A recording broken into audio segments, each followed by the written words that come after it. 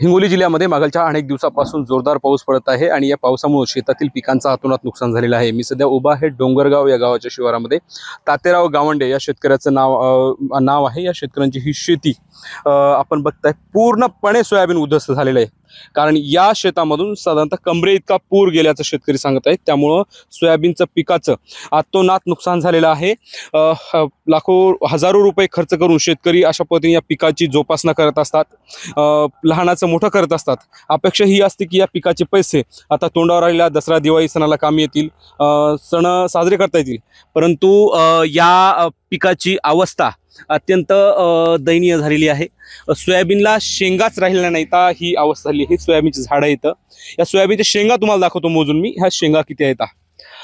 1 2 3 4 5 6 7 8 9 हे 2 झाडं आहेत। या 2 झाडाला फक्त 9 शेंगा आहेत। या शेतीमधून, या सोयाबीनच्या पिकामधून शेतकऱ्यांच्या हाती लागणार काय? 6 एकर या शेतीमध्ये शेतकऱ्यांना सोयाबीनची लागवड केली होती। साधारणतः 2 लाख रुपये खर्च आलाय असं शेतकऱ्याचं सांगणं आहे।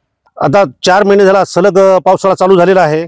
जून आमच्या भागात तर मे महिन्यापासूनच पावसाळा सुरू झाला। मे महिन्यात एकदा निसर्गाने आमच्यावरती अवकृपा केली होती। हिंगोली जिल्ह्यामध्ये केळी उद्ध्वस्त झाल्या, त्यावेळेस सगळा शेतकरी नागोडा झाला आणि त्यानंतर लगेच जूनमध्ये पाऊस सुरू झाला। कशा बशा पेरण्या आम्ही केल्या, इकून तिकून व्याजानं वगैरे पैसे काढून पेरणी आमची झाली की लगेच सलग जून पासून पाऊस ते आजपर्यंत सप्टेंबरपर्यंत पाऊस आहे।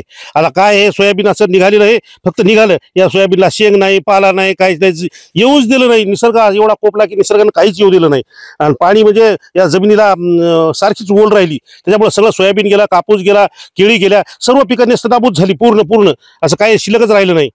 काय अपेक्षा सरकार? आता सरकार मायबाप सरकार त्रिसूत्री सरकार आहे।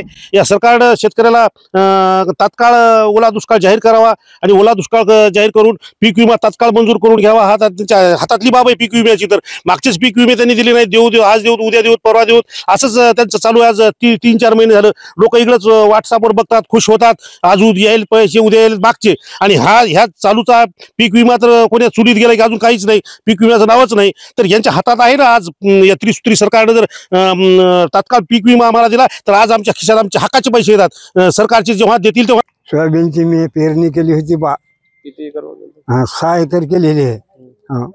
माझं सर्व पीक गेले, पुन्हा कर्ज उचलले आम्ही, कसं फेडावं काय नाही।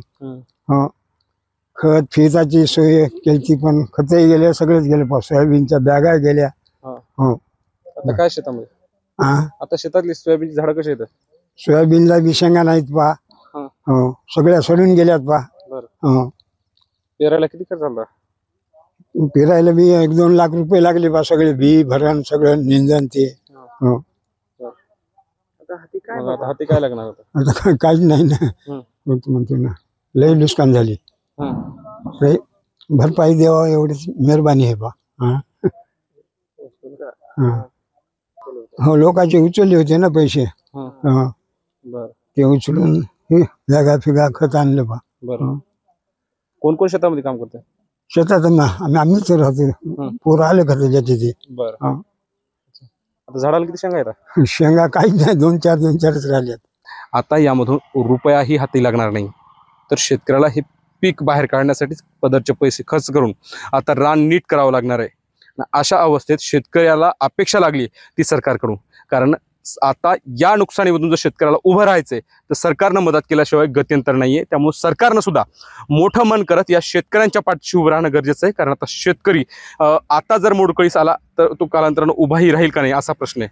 त्यामुळे सरकारने संपूर्ण व्यथा बघावी आणि शेतकऱ्यांसाठी तत्काळ ओला दुष्काळ जाहीर करावा अशी मागणी आता शेतकरी करू लागले। तर माधव दिपके, एबीपी माझा, डोंगरकडा, हिंगोली। एबीपी माझा, उघडा डोळे बघा नीट।